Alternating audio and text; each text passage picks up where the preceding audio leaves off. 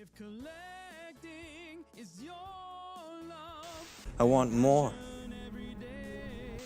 That's not true. He likes me because I'm loud and a brat and he can make me shut up later. Oh, I wish I didn't say that out loud. Oh, the hits just keep on coming. Stream so that I have a good looking head. When you say website, I don't think action figures.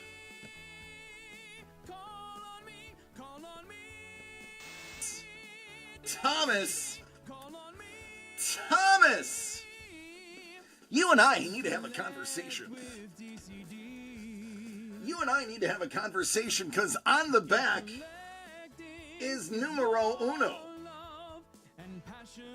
I love this book. I love it.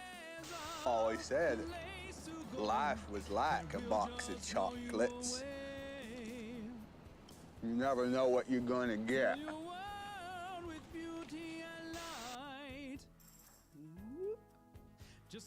Yeah.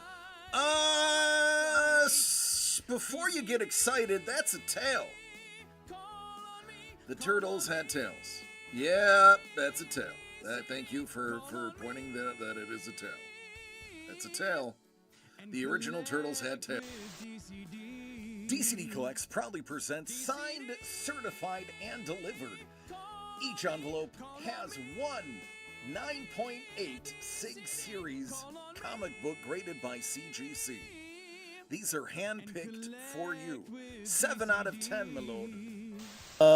It could take 6 months of being constipated before they die from the buildup.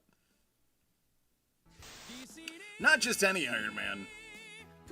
The Iron Man that saved us all. in the box. Doug! It's the captain! And I gotta say, that shield was pretty fun to paint too. It's chunky. It is chunky. Chunky with the oil paint. Yeah. Call on me and collect with DCD. If collecting is your love, I want more. That's not true. He likes me because I'm loud and a brat and he can make me shut up later. Oh, I wish I didn't say that out loud. Oh, the hits just keep on coming. Stream so that I have a good looking head. When you say website, I don't think action figures.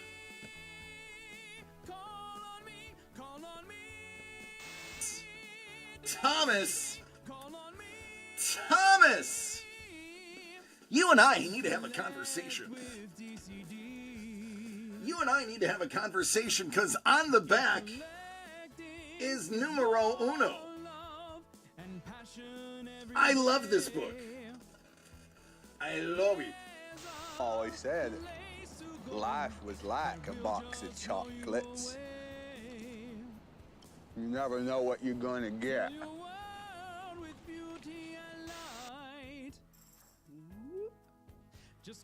Yeah. Before you get excited, that's a tail. The turtles had tails. Yeah, that's a tail. Thank you for pointing that it is a tail. That's a tail. The original turtles had tails. DCD Collects proudly presents signed, certified, and delivered. Each envelope has one 9.8 Sig Series comic book graded by CGC. These are hand-picked for you. 7 out of 10, my lord. It could take 6 months of being constipated before they die from the buildup. Not just any Iron Man. The Iron Man that saved us all. in the box. Doug! It's the captain! And I gotta say, that shield was pretty fun to paint too. It's chunky. It is chunky. Chunky with the oil paint. Yeah. Call on me and collect with DCD. If collecting I want more. That's not true. He likes me because I'm loud and a brat and he can make me shut up later. Oh, I wish I didn't say that out loud. Oh, the hits just keep on coming.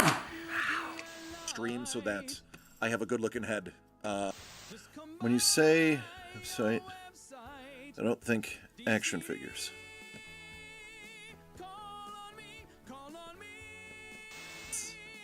Thomas! Thomas! You and I need to have a conversation. You and I need to have a conversation because on the back is numero uno. I love this book. I love it. Always said life was like a box of chocolates. You never know what you're gonna get.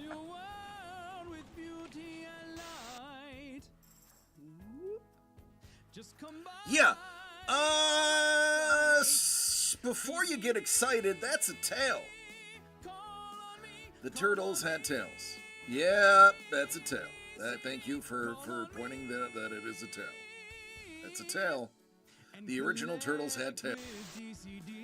DCD Collects proudly presents signed, certified, and delivered. Each envelope has one 9.8 Sig Series comic book graded by CGC. These are hand-picked for you. 7 out of 10, my lord. It could take 6 months of being constipated before they die from the buildup. Not just any Iron Man. The Iron Man that saved us all. In the box! Not too. Doug! It's the Captain! And I gotta say, that shield was pretty fun to paint too. It's chunky. It is chunky. Chunky with the oil paint. Yeah. Call on me and collect with DCD. Hello, everyone. I'm sorry I was 3 minutes late. I had Doug's meat in my mouth. What's up, Kate? There's the birthday boy. What's up, Don? Hello, Mel. Hello, Jimmy. Oh, I am in arguably more pain than I was in yesterday. Mrs. The Breaker was like, why don't you just... What's up, Maestro? How you doing, man?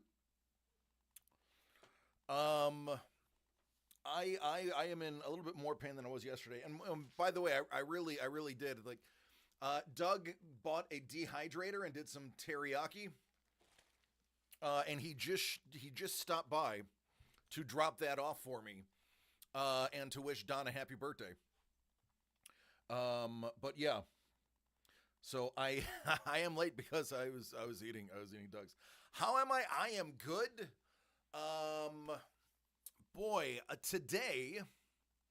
Today we were able to grab some of the Disney Neon that is coming out. We got a case of blasters and a case of megas. I don't know if you know about this. What's up, Prue? I don't know if you know about this, but the Disney Neon, which is normally we don't touch Disney product, we wouldn't, not our bag. But this one actually has the voice actors' autographs in it. Like Jodie Benson, who was Ariel, the original physical model for Tinkerbell, everybody that's alive currently, they pretty much have signatures for. So we did grab a case of each to go signature hunting. Other than that, we have one blaster of Topps Chrome 2025 next week. The megas arrive. We have 10 megas coming. What up, Hellbolt? Love you, man. Don, listen, man. If I could sing, I would sing you happy birthday, but I have to tell you, I can't say this because it's rude. But what I will do is I will say a quote. That way, it's not me being rude. It's just me quoting somebody being rude. There's a band called the Bloodhound Gang, and the lead singer's stage name is Jimmy Pop. And he once said something that I absolutely resonate with, but he said it in such a foul way that I usually cannot repeat it. So I am going to just quote him. This is not my quote. This is a Jimmy Pop quote. I sing like a double amputee. I can't hold a note. I can't carry a tune. I know, it's awful, right? It is horrific. But it's accurate. I can't sing to save my life. I can't. If you held a gun to my head, were like, I need you to match C flat, I'd be like, give James all of my collectibles, give Melissa all my other stuff, and make sure you cremate me and spread me into the Atlantic Ocean. That would be it. It'd be over. Can make you a bicycle. All right, Don, you're a bicycle. Ta-da! Today, we were picking out stuff. Doug is going to be meeting, they had one of the most catchy songs of its time. Right, Maestro? Maestro knows who they are. Doug is going to meet John Romita Jr. next month. And we're just looking for things to get John Romita to sign. He didn't do the cover, but he did the interiors of this one, and it's just a great cover. That is a fantastic Romita cover. He actually made a poster out of that. That is another one, a free comic book day version. Hello, me lord. Listen, me lord, don't think that your birthday is escaping us. I know exactly when your birthday is. I actually want to show you this. This is already signed. This is one of the craziest things I found in my collection. I want you to pay attention to that signature right there.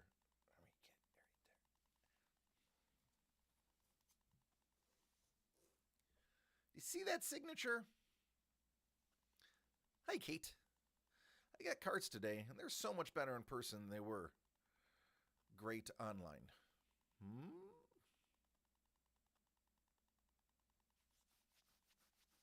Oh, I get it now. They were so... I understand now. I read it wrong. I got my cards today, she said, and they are so much better in person than they were. Great. And not when. I got my cards today. And maybe I'm having a stroke. I do not smell toast, so I don't think so. I got my cards today, and they are so much better in person. And they were great online. I got it. That is Mark Wade's autograph. That is Mark Wade. Here's the funny thing. Mark Wade had nothing to do with this comic book. I have no idea why Mark Wade signed this comic. Mark Wade did not write this comic. So I'm thinking it's going to be kind of funny if we have John Romita Jr. sign a comic book that somebody who had nothing to do with the comic book signed. Playful Concerned Grass TF2 John? Oh, Team Fortress 2, that's what that is. Kelly got a Lambo for the birthday, granted. I have to assemble it, but it is still a Lambo. It's true. Hello, Money Mitch. Money Mitch, you're not getting out of the April birthday extravaganza either. You and Lord Brownie have a birthday coming up. Don's is today. And I need to get a beer so I can toast all of you.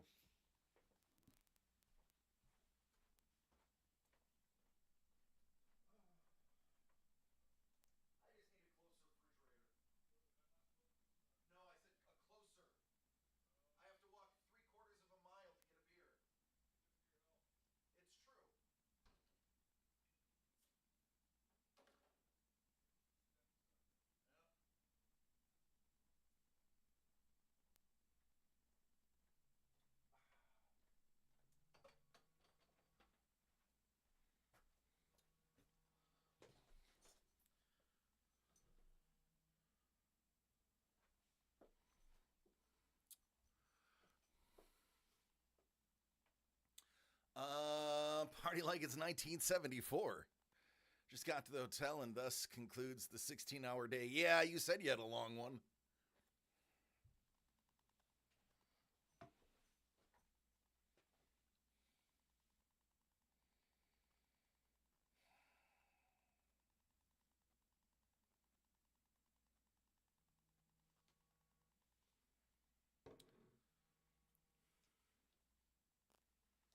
Oh, we're just done with phrasing, right? That's not a thing anymore?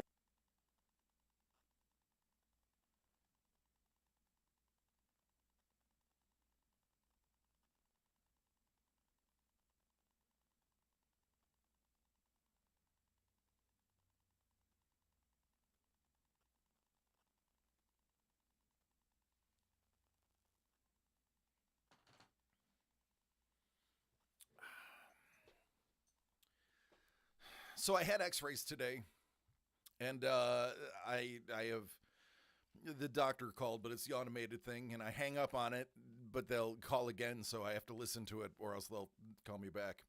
Curious Obese Kale Twitch RPG. Well, I'm curious, I'm obese, I like kale, and I'm on Twitch, and RPGs are my favorite games, so I would say that is a winner of a Twitch clip name. All right, folks. Don, what can I say about you that hasn't been said before?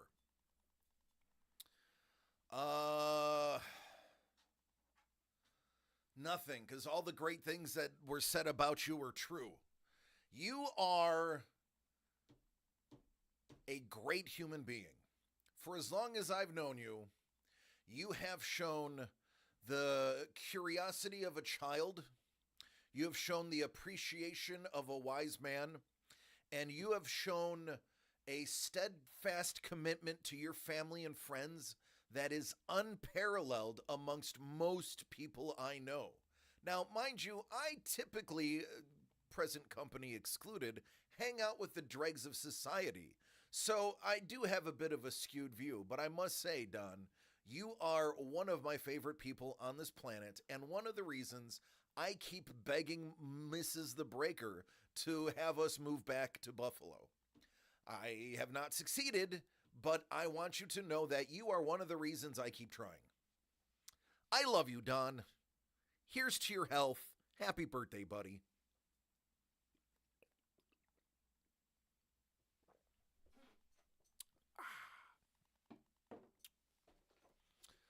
It's true. See? She's not lying. Dilly. Dilly.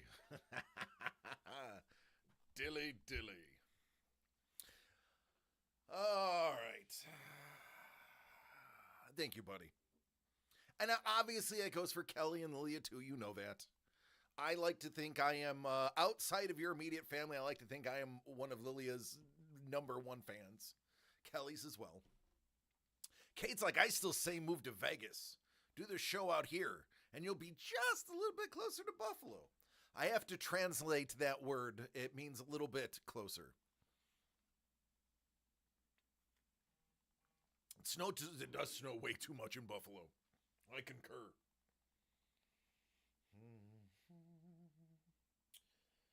I want to talk a little bit real quick about Topps Chrome 2025. This thing right here. I want to talk about it because I don't know if any of you have seen the prices on. This is so reminiscent of 2019 Prism.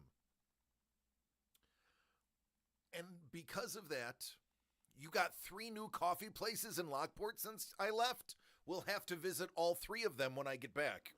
I have to visit soon. I have a grandmother who is in her 90s, and I have to see her before I miss her. I unfortunately didn't get to see my grandfather one last time, so I do need to see her.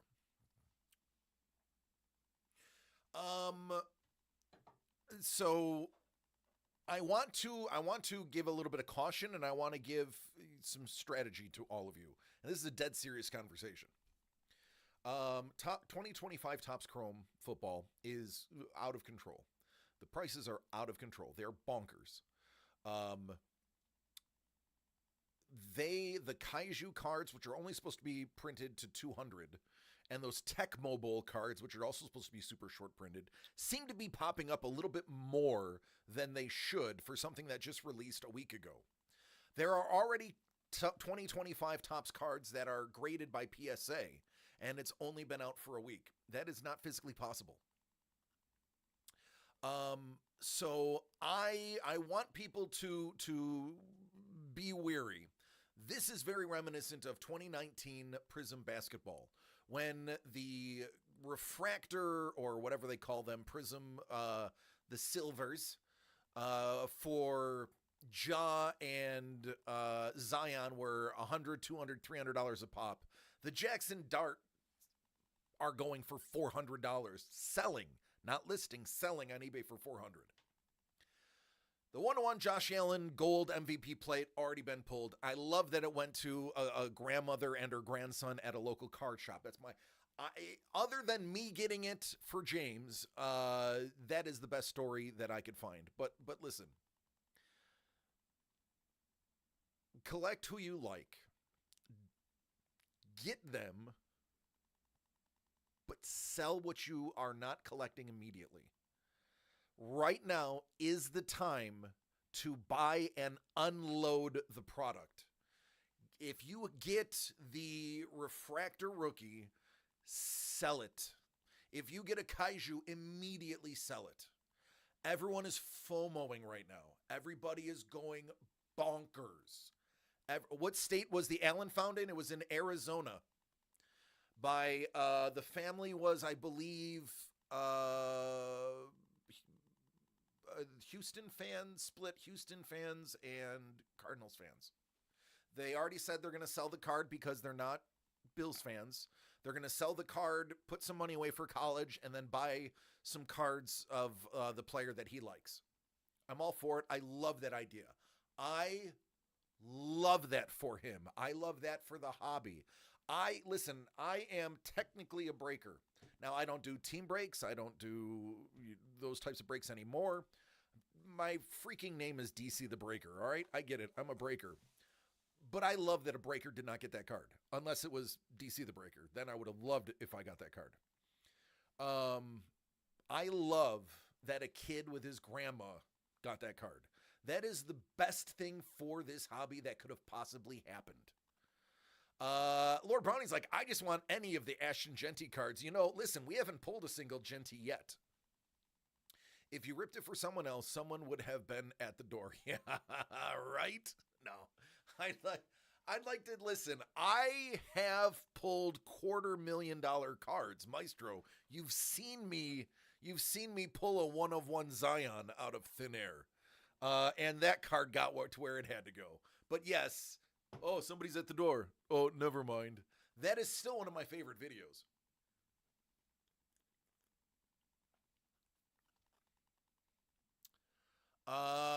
Nice. First print of Absolute Batman's a nice steal right now.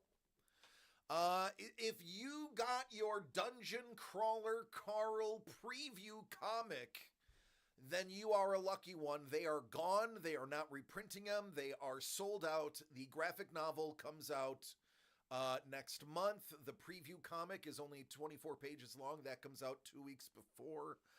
I believe this is going to be considered the first appearance of Carl, Donut, Katya, and Mordecai. Dungeon Crawler Carl is to the moon right now. They have a RPG game, a role-playing game. It's kind of like D&D, but it's based in the Crawlerverse. $6 million raised in 4 days. It is the largest funded game on any platform, including Kickstarter, GoFundMe, and all of those, for a startup game. It is massive. Dungeon Crawler Carl is huge. His next book is coming out in a couple of weeks, and his Paramount Plus, NBC. I think it's NBC, is getting a series based on Dungeon Crawler Carl by Fuzzy Door, which is Seth MacFarlane's company. Got 3 copies. I got 2. I got one for me and one to sell. I'll be grading both of them immediately. I will be notifying them that this is the first appearance. It is 2021 behind me. It is a 2021 Topps Chrome behind me. I've had 2 of them sitting and getting nice and dusty on the shelf. There are 4 autographs in my hands right now. And it's cheap.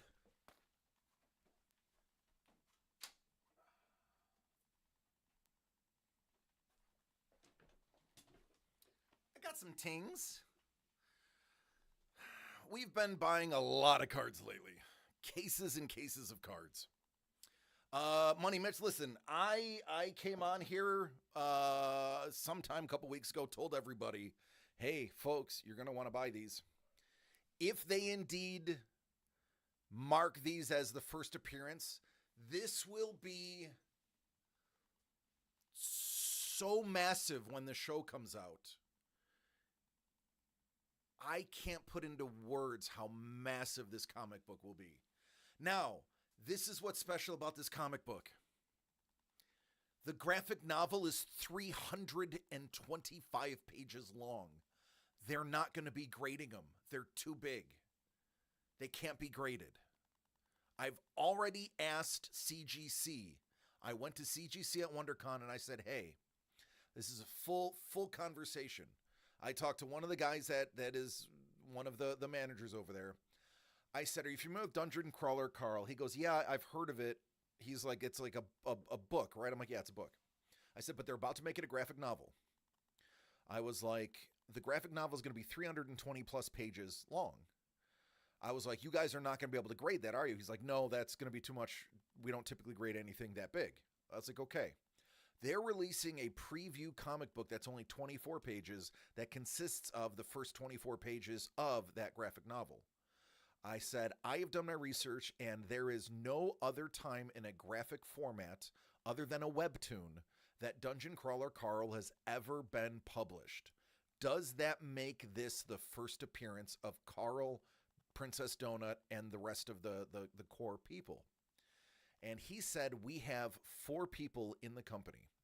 The entire job that they have, a full-time job, is researching first appearances, key issues, second appearances, cameo appearances, all that stuff.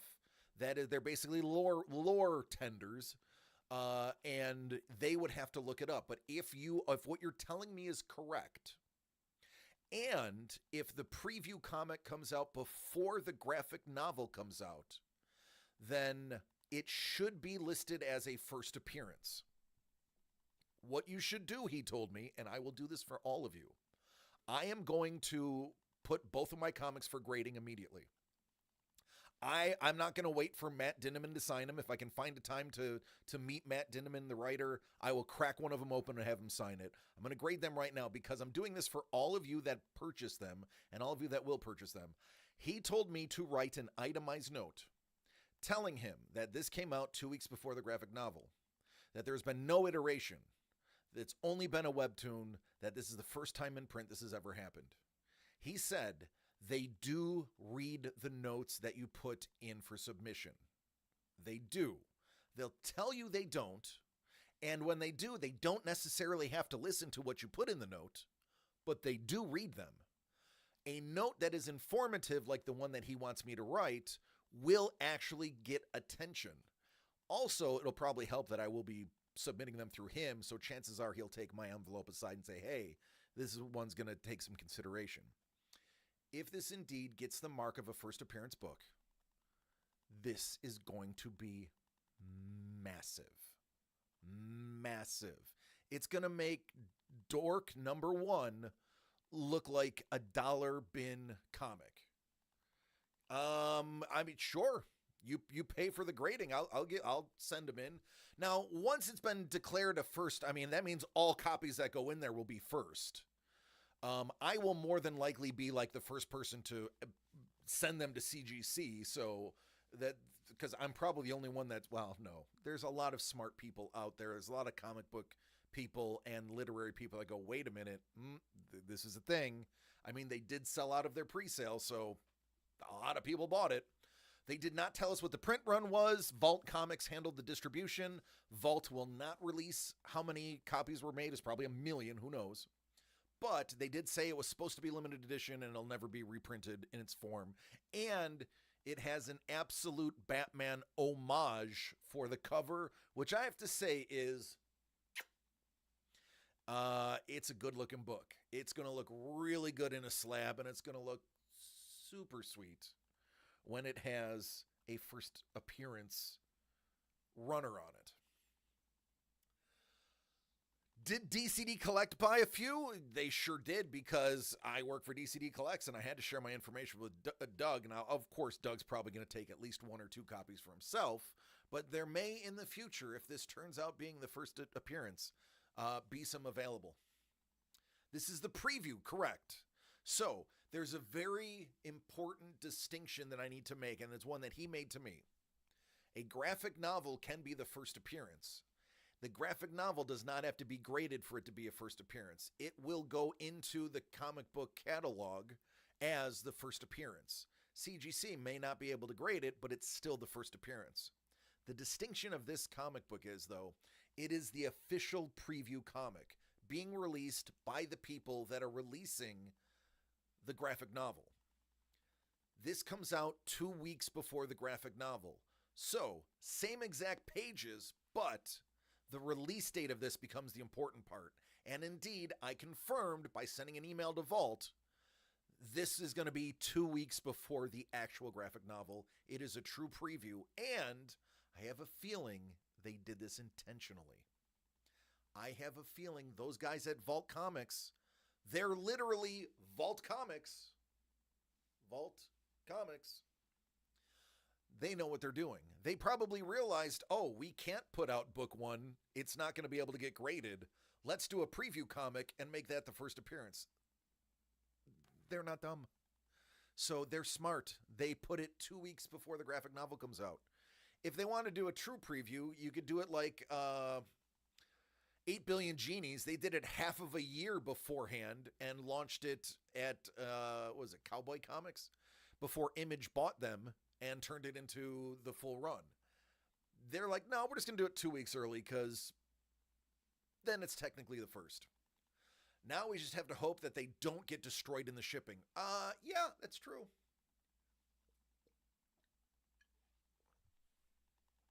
We'll see, won't we? But yeah. What up, Sporos? We're talking about Dungeon Crawler Carl Book 1 Preview Edition. Dungeon Crawler Carl has been turned into a graphic novel, but they're doing a preview comic, which could, by collecting standards, make it the first appearance of Princess Donut, Carl, Mordecai, and Katya. I would really probably only push to list those 4, because those are the 4 most consistent main characters.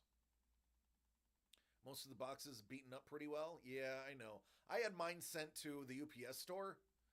And usually it's okay because it means the mailman hasn't touched it. Because I believe UPS is the one shipping these comics. And I believe we're going to be getting them in the next 3 weeks.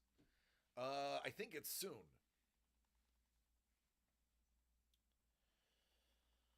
Oh, I could tell you.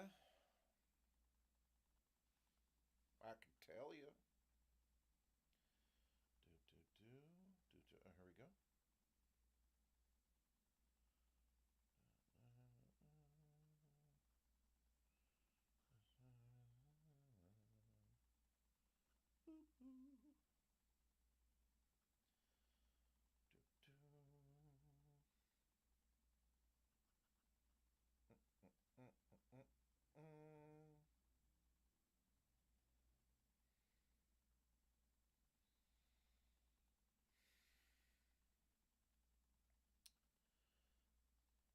Oh, you know what's going to be even easier?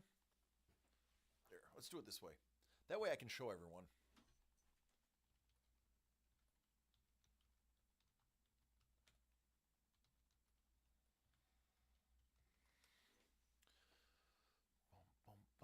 boom, boom, boom, boom, boom, boom, boom, boom.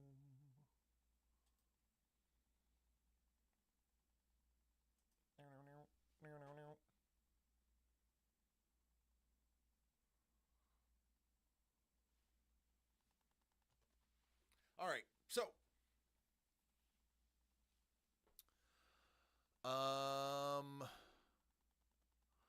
bought that new Teen Titans book with Wolfman, McCloud, Grummet, and Perez Autos, and oh, it's so sweet. It's a great book right there, man. So the graphic novel comes out May 19th. The preview is 2 weeks before, so we can expect the preview by May 5th. So we are about, we'll say 3 weeks, we'll round up, about 3 weeks away from getting those in hand.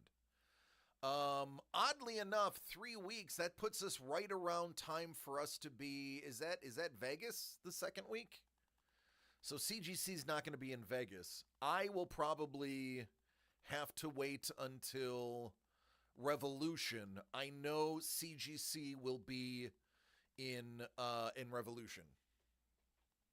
They're actually present at Comic-Con Revolution this year.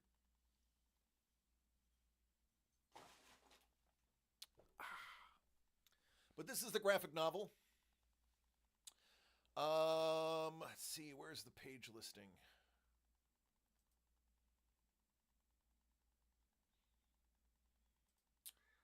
This one does, 320 pages right there. Yeah.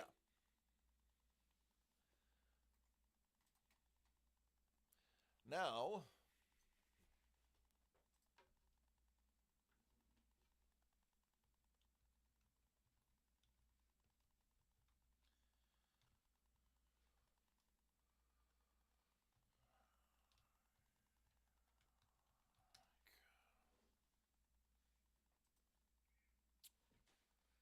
this is the Dungeon Crawler Carl web exclusive variant. This is only a 24 page. Take a look at this cover. Come on now. That is absolutely awesome. How am I doing? I am doing worse today than I was yesterday. Sold out. Sold out. But there it is. There it is in its glory. I'm going to tell you right now. I got my x-ray. It's going to be negative because I have a slip disc and you can't see that in an x-ray. Well, BK, let me tell you this. The books are very long. I don't like the art style in this. I am going to tell you right now, I am purely buying this because I own all the books in an audio sense. I need to convince Mrs. The Breaker to let me buy a signed set. It's about $300. Once the book 8 comes out. There's only going to be, I think he said 10 books total, so there's only going to be 2 more books. And then he's done with the series. He's got like 7 things that he's writing. He has a gaggle of movies, or not movies, a gaggle of books that he's writing. This is not the only property that he writes. So he says he's going to be wrapping it up in 2 books. I am not a fan of the art style on the interior. No offense to Nathan Gooden and Tim Daniel.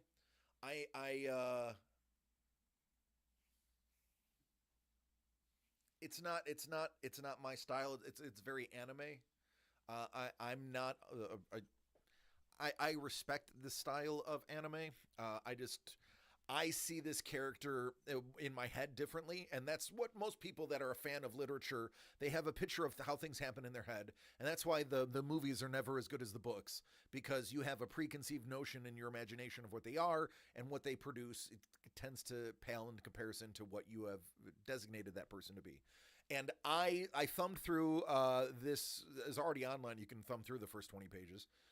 And I was just not thrilled with the animation style. I'm just getting it because I love Dungeon Crawler Carl. I want a copy of my own, and I want to meet Matt Dinneman and have it sign it, and that's it. It's great. Sapporo's, it's a lit RPG. It is a literary RPG. It is take all of your single player and MMO RPG type games, but write as if it is happening to a character. Hold on. Oh, it hurts. All right, bye. Bye, Money Mitch. Love you, bye. Have fun storming the castle.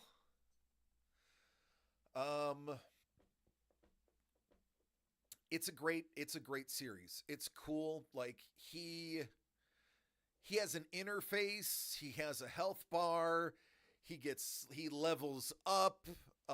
It's cool. It's if you could read a video game instead of playing it, it's what it is. I am not going to lie to you. I actually talked to Mrs. the Breaker. I kind of want to... I'm awful at writing.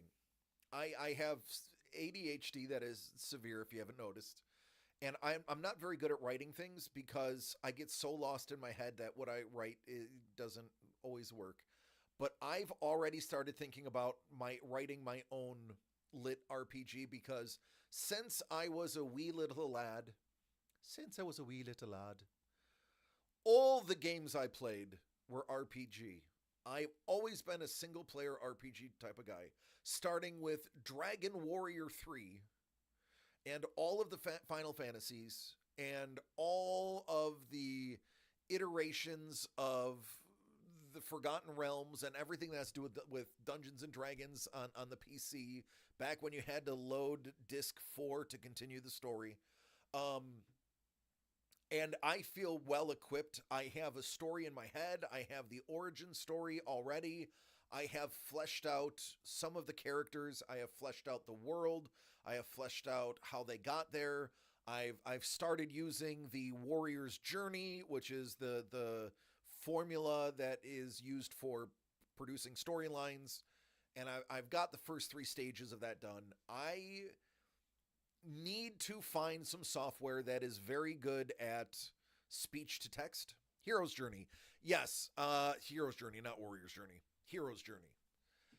I know Hero's Journey because I owned the book The Writer's Journey, which is a writer talking about how to write the hero's journey, utilizing Star Wars as one of the examples of the different archetypes.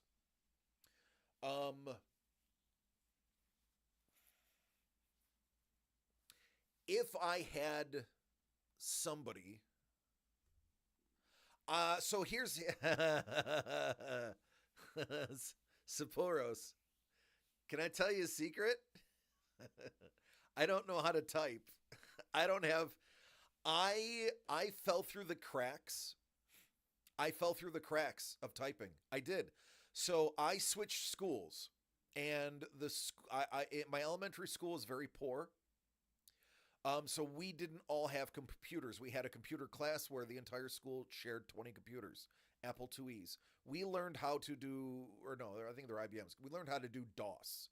I learned how to write DOS, how to make a picture using DOS squares in colors. Then I went to my middle school. My middle school is a very wealthy school. My mother got her degree. My father became a mailman. They started having a middle class income instead of a below middle class income. My parents had me when they were teenagers.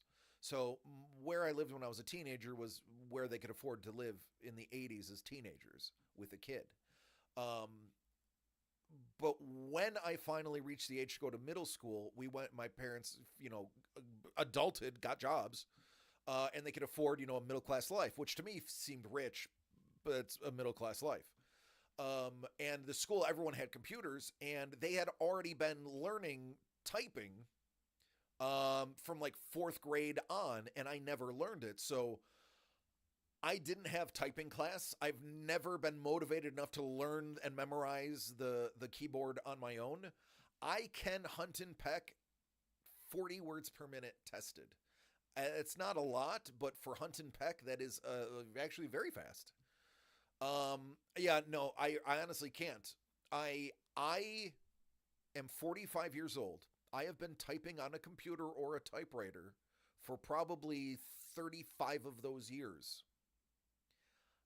I still cannot put my head away and know where the keys are despite almost a half century of typing them. It's a brain thing. I cannot spatially do it. I've tried. If you think I haven't tried, you're cray-cray. I've tried. My brain just doesn't spatially move my fingers like that. So I'm just reserved to it is what it is. So I cannot dictate and then type my own stuff. I am going to probably, if I flesh out a good enough story, I write, I don't have them with me. I have a Trapper Keeper. It's a real one. It's a 5-star Trapper Keeper at home that I have index cards, and I write, how did I play WoW? Oh, I can do ASDW. Like that, I can move these 4 fingers and a mouse. What up, Hex? This looks terrible on screen. This looks pornographic. But I can do ASDW, and then I can use a mouse. Yes, exactly. I look like I'm Doctor Strange. Yeah, I'm Doctor Stranging that. Thanks, BK. That's much better than what I thought. Trust me, I know where I'm at in life, and I'm not going to be learning to type. What up, Limit Zero? We're just talking about typing in video games. So here's the thing. I'm going to need Shaking Round Nigiri, Mr. Destructoid. I am probably, if I have postcards, and I will write the scenes on a postcard, and I can look at one sentence on a postcard and probably have 50 pages of action and dialogue because it's in here. I just can't put it here. So I just need little clips on these cards, and I can put these cards in order, and I can look at these like, all right, I have an entire story. When I feel like I have a story, and I'll Mrs. the Breaker will have to listen to me orally dictate this entire thing to see if it's cohesive. If she's like yes and not saying it because she's my wife, but saying it because it really is good, then I will probably end up hiring somebody and be like, listen, I need you to write this for me. I need a ghostwriter. I will even hand them a percentage of the book. Like, listen, you're the one doing the writing. You have 20% just for typing. Like, I will end up dishing out a percentage just because I know I will never be able to type the entire 400-page saga, let alone any follow-up I decide to do. But I already have a 3-part graphic novel that is done, finished, that I just need somebody to type and draw. Steve Geiger of Marvel Comics, when I approached him, actually agreed to illustrate the comic. He's like, that idea is genius. I'm like, oh, thanks. He's like, no, really, I want to put you under contract. I want to draw your comic. We never got to the contract phase because I moved to, where'd I move to? I moved to Indiana. You can type it out, Mrs. the Breaker. You're really going to spend probably 1,000 hours of your time typing. Then I have to give you 50%. I'd rather give somebody 20.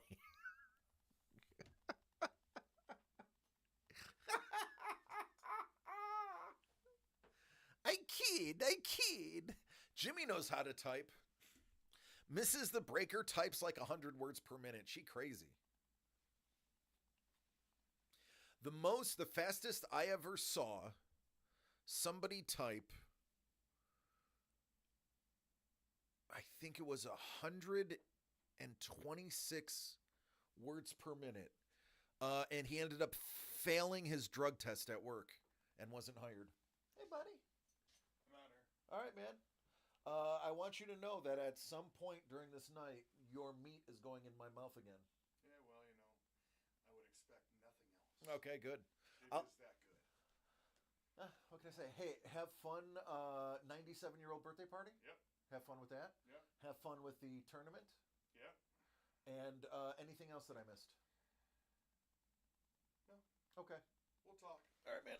Give my love to everybody tomorrow. Yeah. All right, have a good one, man. Yeah, you too, buddy. Bye, everybody. Listening and typing is a whole thing, though. Yeah, it is. That's why you pay a professional that's done it before. That was Doug. For those who don't know his voice, it was Doug. All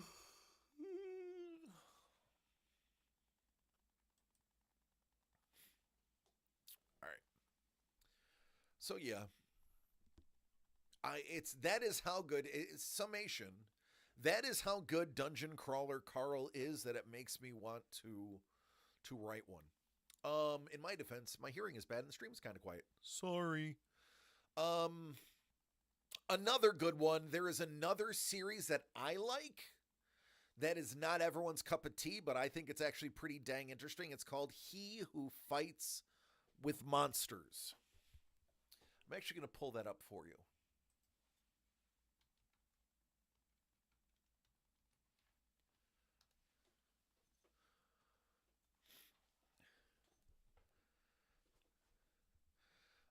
It's by an Aussie author, Travis Deverell. His pen name is Shirtaloon. It's funny. So Jason Asano is the main character in He Who Fights with Monsters. And the person who did the audiobook for it is Australian. So it's actually really interesting to hear an Aussie do an entire 28 hours worth of talking in your ear. Every time I'm like, I love this. I know I could easily move to Australia because I could listen to their accent the whole time. It was, I could, even the Melbourne version, I could listen to the Melbourne accent. I love it. I love it. And when I listen to the books, I'm like, good day. Shout out to my Aussies. What up, Joe? What's going on, Ringa? How you doing, Ninja? The spiders, though. Yeah, so I heard this rumor. I talked to somebody from Australia, and I'm not supposed to repeat this. It's almost like, listen, man, the spiders, your bugs, the things you have there, the crocs. I was like, oh, man, dude, everything there's trying to kill you. And he looked at me and goes, mate, a lot of those things we just say to keep people out of Australia. Not all of it's as bad as we say. Come visit, you'll see. And I was like, really? He's like, it's our way of protecting it. I was like, oh.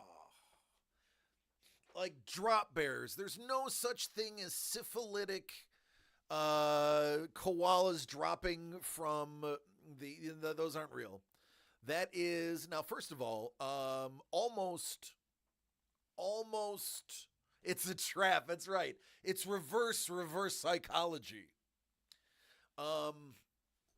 First of all, most of the population of koalas have chlamydia. This is a true story. This is true. Google this. A huge population of the koalas have chlamydia. But no, they're not foaming at the mouth and dropping off. That is actually something that is what the locals will. I'm sorry, Joe and Ninja, for spoiling this. I know you're going to be like, oh, mate, you were a legend. Now you're just a Barney. They do drop bears. They are in Path of Exile. You are right. It's something that they do to get a rise out of the tourists. So no drop bears, but and apparently he's like, if you're going for a walkabout in the Badlands, then yeah, there's nasty stuff out there. He's like, but we have exterminators. He's like, we spray houses for bugs. He's like, we're not a third world country. It is, we do take care of houses there. Wait till they hear about the striped paint. Yeah, it's we were in the barber. Listen, I know it's true because we were in a barber shop, and he told me in a barber shop. And if anybody's ever been to a real barber shop, like a real one, not Fantastic Sam's, not Great Trims, I'm talking an actual barber shop. Everything in a barber shop is true. It's law. So he told me while sitting in the chair at the barber shop, I'm gonna believe that man. He's like, we say that to keep people out. It's not as bad as you think. I was like, well, yeah, then why aren't you living there? He's like, I'm here for work. I will be back. I was like, oh, okay. I was like, all right, that's fair enough. Fair enough. Okay. You got me. Big brain on you. They don't drink Foster's, by the way. That's something they just tell us to get us to drink it because they don't want to.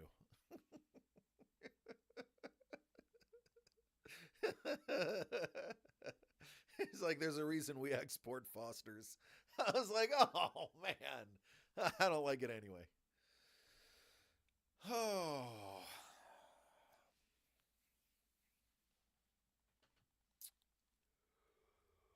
Does anybody want anything?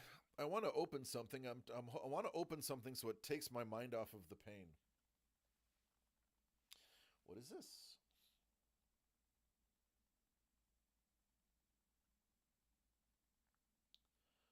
Oh, my brother texted me. He never texts me. Do you break Pokemon? Really, Matthew? You don't talk to me in 3 weeks and the thing you have to say is, do you break Pokemon? Yeah. So?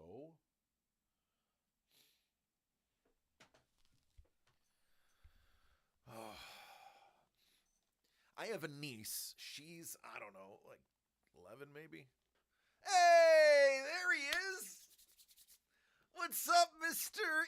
Enos? Jason, ladies and gentlemen. Jason Enos Art. A fantastic artist and one heck of a nice guy.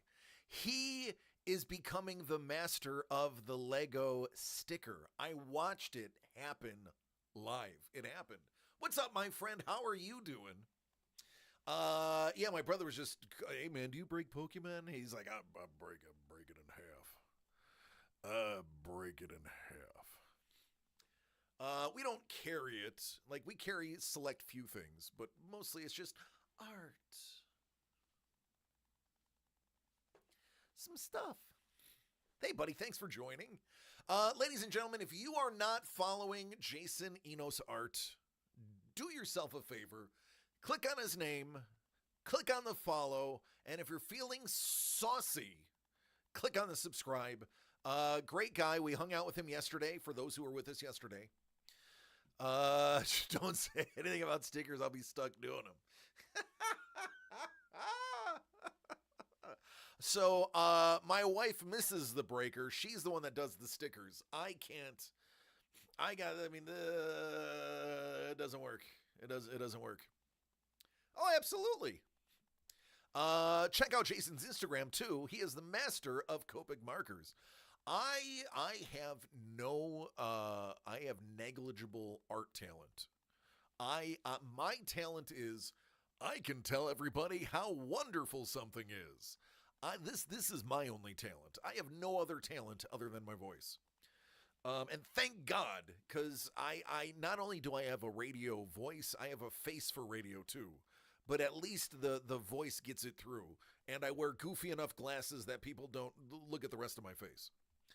And wild shirts. So, we've been talking about Dungeon Crawler Carl. We've been talking about comic books. We're going to be meeting John Romita next month. We're talking about that. Did your wife get her ice cream? No, she fell asleep. So they woke her up and asked if she can get it for her. Okay, well, that's nice of you. That's nice of you. Who dis?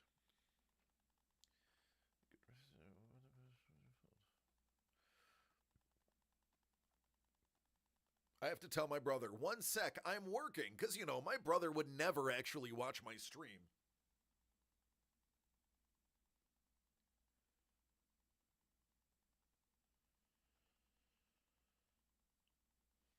There you go. I'm like, I'm streaming now, Matthew.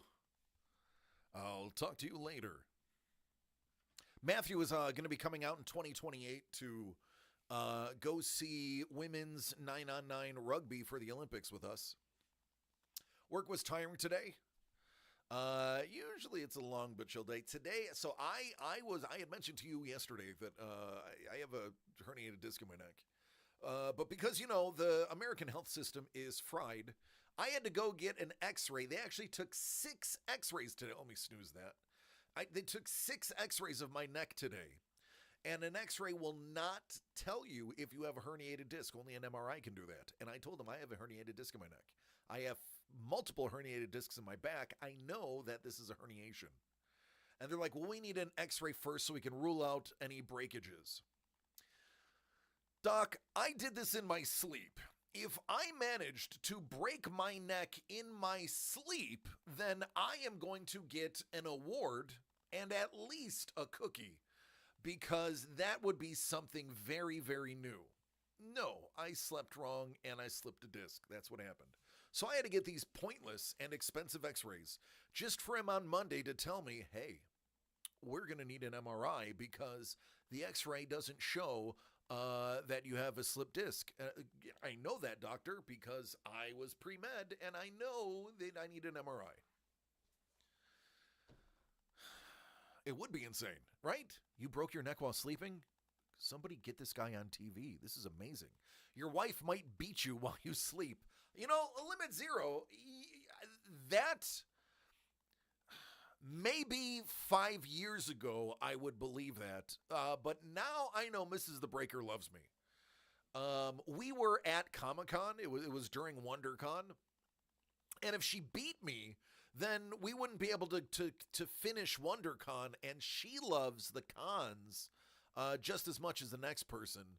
So it would not have been in her best interest to break my neck during a con. Now, if it was the day after the con, it would be a little bit more believable than in the middle of the con. There's Mrs. The Breaker. She's like, I'm an angel.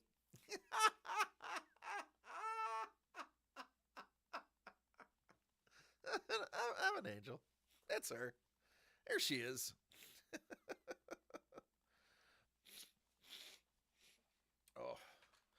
Oh, man. Oh, your wife. I thought this was about the ice cream again.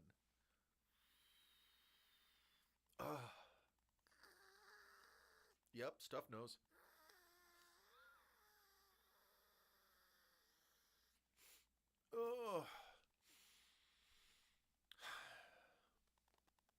Boom Boom. Nasal sticks, except no substitute. I'm not sponsored, but I do support them because they work. See that? She's like, I may be Puerto Rican, but not a killer one. No. She's not a killer.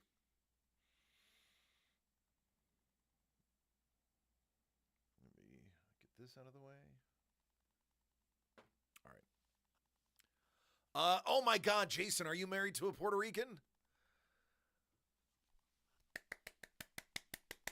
Yeah. My wife is from the island of Puerto Rico. She is born and raised in Puerto Rico, between Puerto Rico and Florida.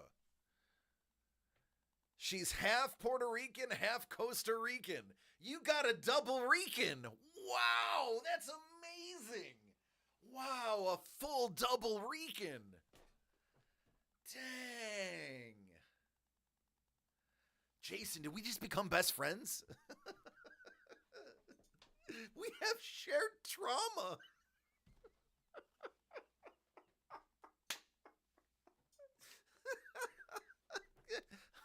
I'm glad I don't stream tomorrow because Mrs. The Breaker's like, he kill me? He kill me? Wait, we're about to find out that Melissa and Jason's wife knew each other as kids. She's American, but her mom was an immigrant and her dad's mom was too. That is awesome. I love it. Immigrants, we get the job done. I'm third generation born in America. My great-grandparents came from Italy. Well, my great-grandparents on my dad's side came from Italy and France. Yeah. She just visited PR. That's outstanding. I love it. Guy should have start a battered husbands of Ricans group. Hey, Jason, hey, real quick. Let me ask you, does your wife cook? Your grandma's Italian? Hey, Goomba! Stop.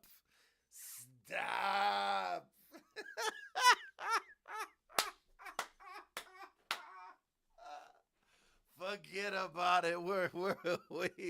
We're buddies. Yeah, I got a super Italian last name. That's why I go by DC. I go by DC because very few people can pronounce my last name. I can tell you, I don't know. So, oh my God, Jason, I gotta tell you this story. I gotta tell her, honey, listen, I'm sorry. I gotta tell this story.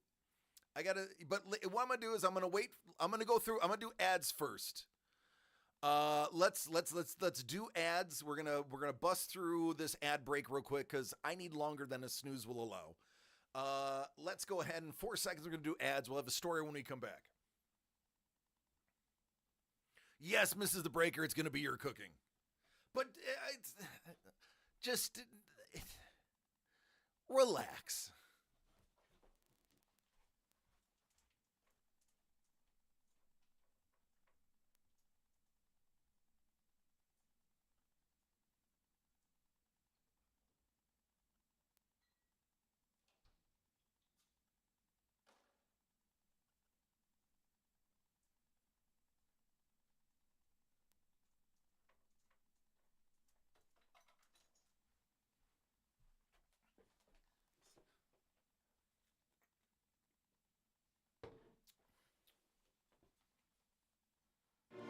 Beetlejuice. Beetlejuice. Beetlejuice. It's showtime. Oh, Don, look at this. This is crazy. It's Don's birthday. But he's giving the gifts. Look at you, Don.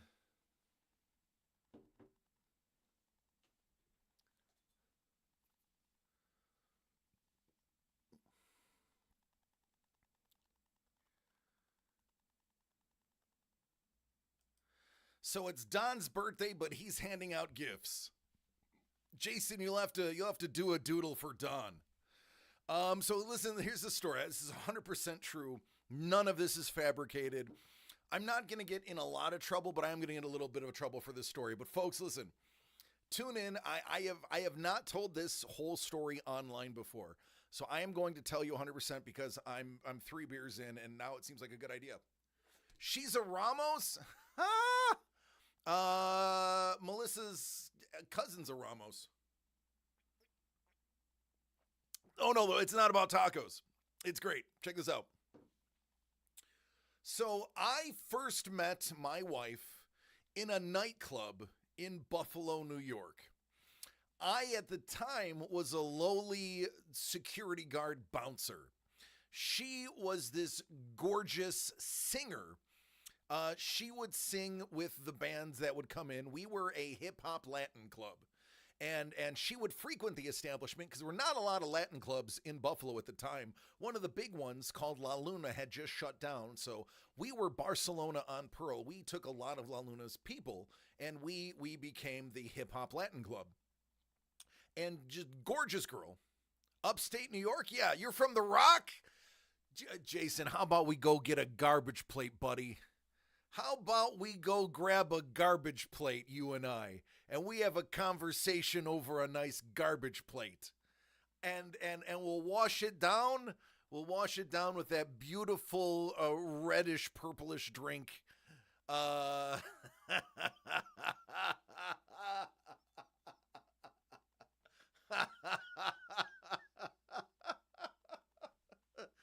us some Loganberry.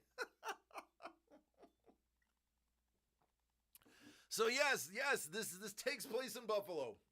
So, Jason, my son's name is Jim Kelly. Legit, my son's first name is James. His middle name is Kelly. So I am bouncing at this nightclub, right? It was a really nice nightclub sometimes. And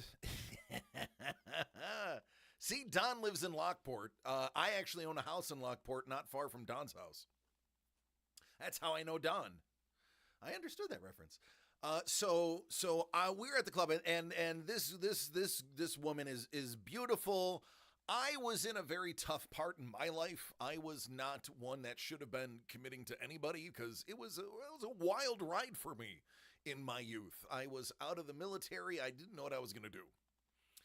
Palmyra? Yep, I know exactly where it is.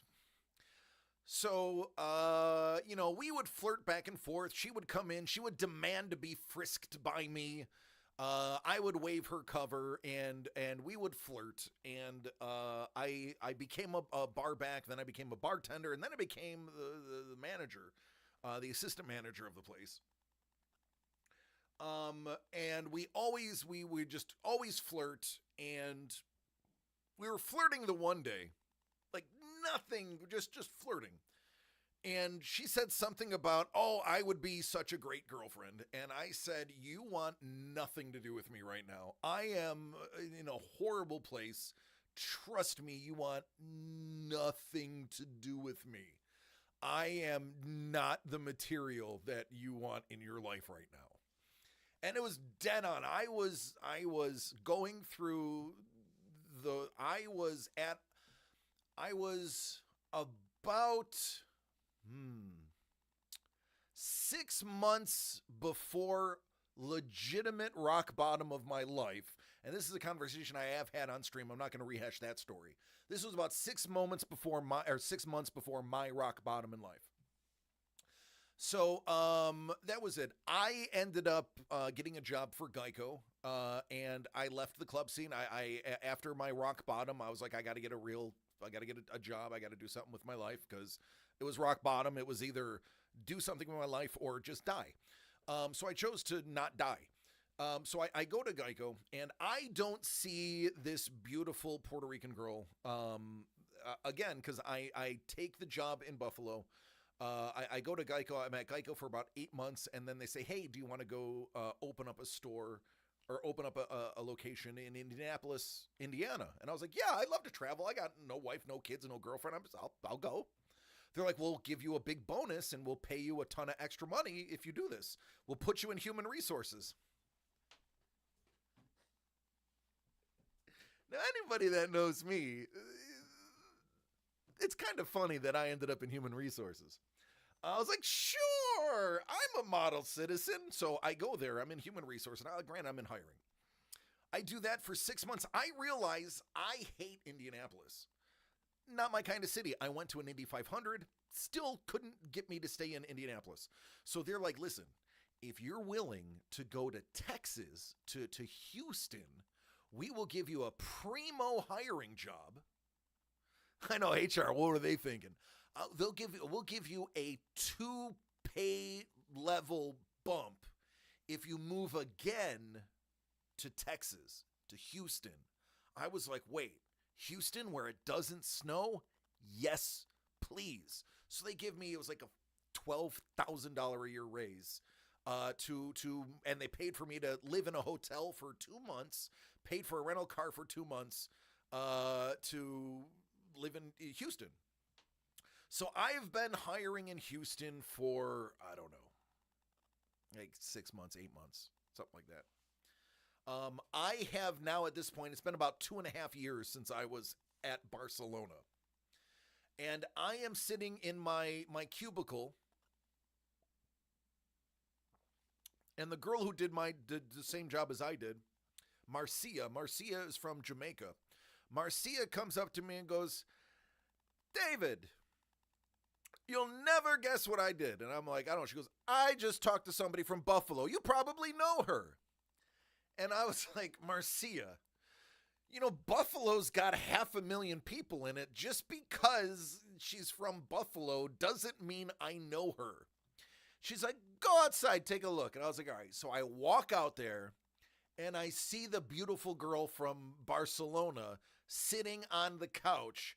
And I walk by, I look at her and I look away and she looks at me and she looks away. And we both kind of, I just walked into the room and I was like, yeah, Marcia, I do know her.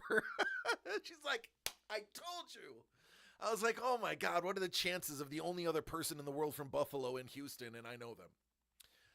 So then I get a Facebook message, a Facebook direct message from this beautiful girl from Barcelona. And it says, do you work for Geico? Are you living in Houston? I was like, I thought that was you. And then I did not respond for like 3 more months to that message. And I just was like, I'm just going to play this cool. Took me a while to confirm it was DC because I had hair. Yeah, so I had a full head of luscious hair. I had these beautiful locks of hair on my head when I was working there. I was bald when I was a bouncer. I was bald when I played hockey. I'm bald now because I choose to be. But I had a full head of hair. Full head of hair. Full head of hair. Oh yeah. Full head of hair. And yeah, so like, she's like, we should catch up. I was like, yeah, we should totally catch up, have some wine. He would walk me to my desk just about every other day after that. Maybe. So then something happened, and something happened, and we both ended up being single, and we decided to go out on a date. Of course, the only thing I could think of is wine, so let's get drunk, because that's the only thing I'm socially inept. Let's just have drinks.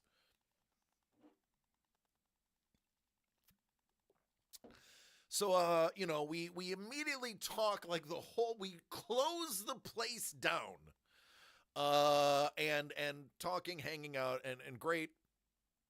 And then, like, within 2 months, 2 or 3 months, it was like 2 months, I had her move in.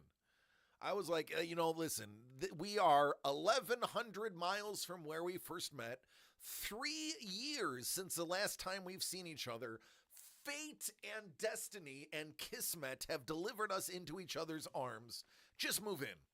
So we move in, and then about, 3-4 weeks after she moves in, she decides to, in one of the most romantic moments of my life, we're in the drive-through for Taco Bell, because when in Houston, Taco Bell, we are in there, and she turns to me and she says, will you marry me? And I said, sure, absolutely. And she goes, okay. Now, I'm not going to tell you what happened right after that, but the following Monday, I went to and grabbed her at work, and I said, do you want to go get our marriage license? Kelly and I worked together. Our manager would have called her to see if we could come to work, because I knew I wouldn't tell her no. That's funny. He knew. That's awesome. So, and I promise I'm getting somewhere with this story that's relative to cooking. So we get married. We have one of the most beautiful weddings. We elope, and the reason we eloped is because her family was in Florida, my family was in New York. We wanted to get married. We didn't want a destination wedding. We didn't want to have to go anywhere. We just wanted to get married. So we got married. And it was this beautiful wedding in front of a man-made waterfall, and our friends were there, and it was beautiful. And our friend Rashawn married us, and it was just as great, and it was like super affordable. It was wonderful. And then like we find out she's having James, so I have to go meet her dad for the first time ever. Now, mind you, hey Jimmy, there he is. There's LL Cool Jimmy C. Speak of him, and he appears. So now Melissa's pregnant with Jimmy, and I have to meet her dad for the first time ever. Her dad is 6'6". He's an intimidating person. If you don't know him, once you get to know him, you realize he's a goofy dude. He's a likable guy. But I'm 6 foot. He towers over me, and it's very intimidating. So I meet her entire family. Most of them speak English. But the house is primarily Spanish. I am swimming in Spanish, and I know not a word. Not a word. And they are talking about me. I hear Diablo Gringo, Gringo Diablo. I hear all these Diablo and Gringo in the same sentence. That I'm kidding. That's not true. They actually were like, oh my God, thank you. Somebody's marrying her. Thank you, God, please, thank you. They were like showering me with gifts. No, I'm kidding. That also was a lie. No, we got along. We actually got along. Her grandfather, Peepo, he gave me the thumbs up. They accepted me. They understood that, we were great for each other. So she takes me to her cousin's house. And she's like, you are about to eat. And I was like, God, that's what I'm here for. This is what I signed up for. They got mofongo. They got pollo. They got mofongo and tres leches and mofongo and so much food. But can you tell I loved the mofongo? That was my favorite. All the women are in the kitchen. Now, I don't mean that derogatory. I mean literally all the women were in the kitchen. All of the women had a different job in the kitchen. They're all making this food, and they're bringing out these plates of food. And there's beef. There's, what is it, pollo con dule. There's all this food, and they're telling me what it is, and I have no idea what this food is. But I know it's freaking delicious, and I am just housing this food. They're bringing me Coronas, beers, not the virus, and I am like, wow. And her cousin looks me dead into my soul and goes, see, this is why you marry a Puerto Rican. We know how to cook. And I'm like, yes, I married a Puerto Rican. We know how to cook. And then we got home. And I said, hey, could you make some of that mofongo? She said, no. But I could make you chicken parmesan, or I can make you some chicken Alfredo. Hey, honey, I'm Italian. I grew up in an Italian household. I ate pasta 4 nights a week. I want some of that mofongo. I want some of that pollo. I want some of that. Give me that. She's like, I don't know how to make that. I was like, what? She goes, oh, it's my cousin and my aunt. They know how to cook. I was like, but you were in the kitchen. She goes, oh, I was just helping with the salad. What? What you joking, right? You kidding? You got me. Oh, you got me. I really want some mofongo. She's like, no, I have no idea how to cook that stuff. It's like, oh, okay. Ladies and gentlemen, guess who cooks?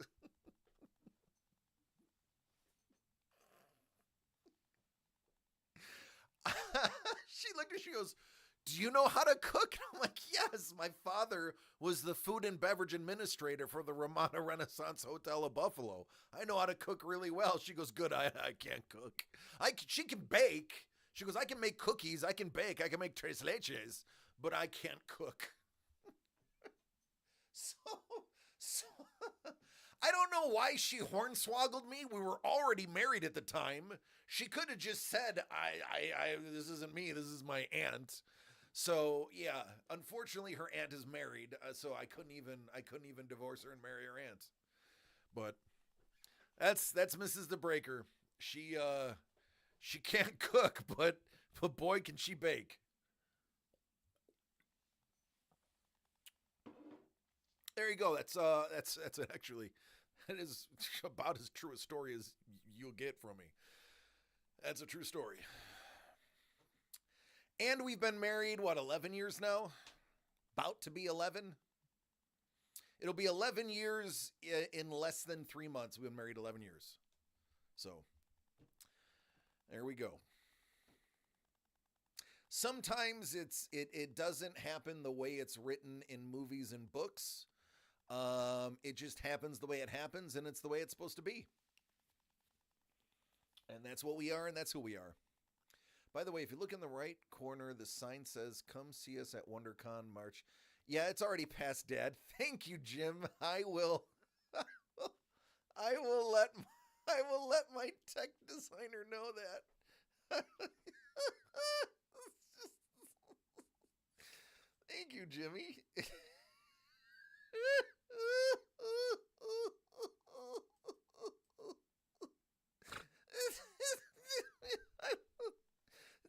Blind Cat, are you still here? No, he is. Hey, Blind Cat, tell your wife to remove the WonderCon logo. My son is pissed.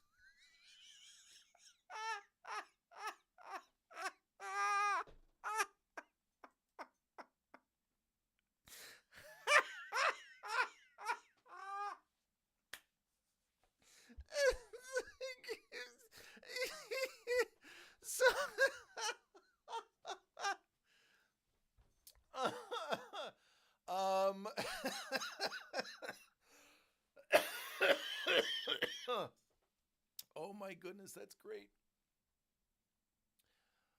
Oh, goodness.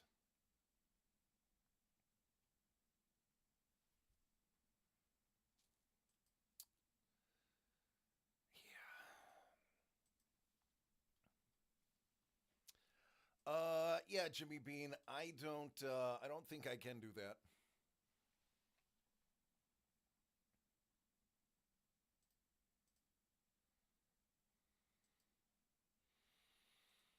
I will tell her, buddy. I will tell her she has to put Comic-Con Revolution up there, okay?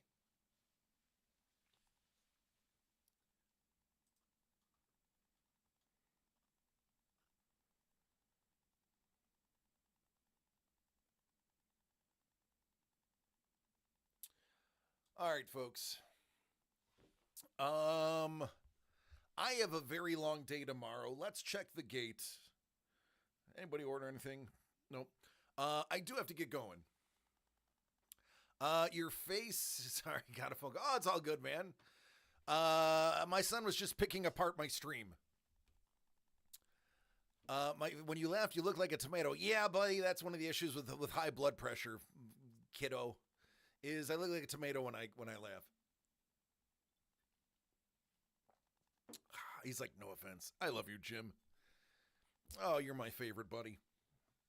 Well, folks. Listen, I do have to get going.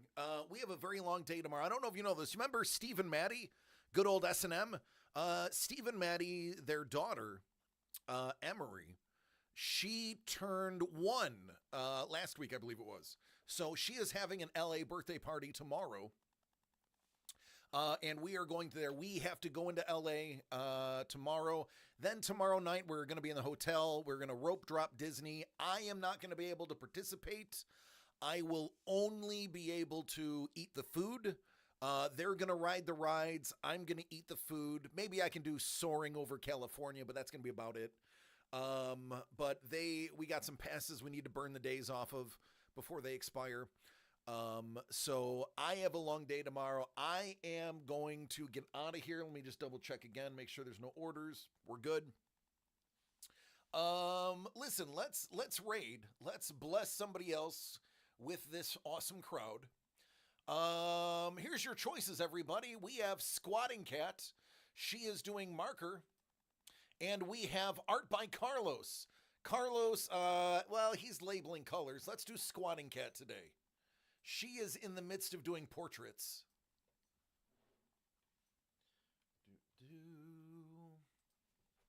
Now,